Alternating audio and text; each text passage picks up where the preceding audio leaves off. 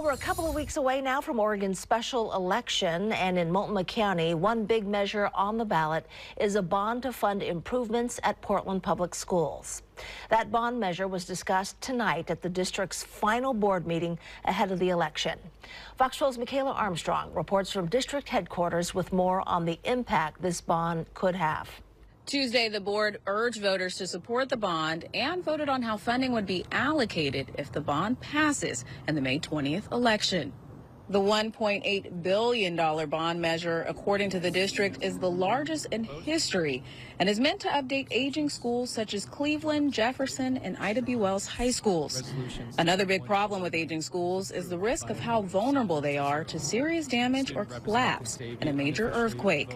Tonight, the board passed a resolution to use funds from the bond, if approved, that would allocate $190 million of the bond to fund seismic upgrades to high-risk schools.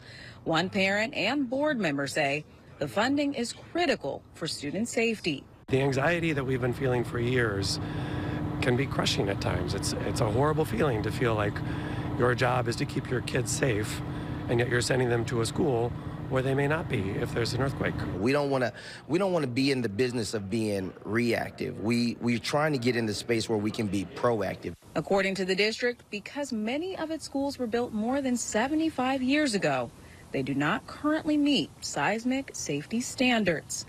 The bond's fate is now in voters' hands, and the next meeting after the election is June 10th. In North Portland, Michaela Armstrong, Fox 12 Oregon.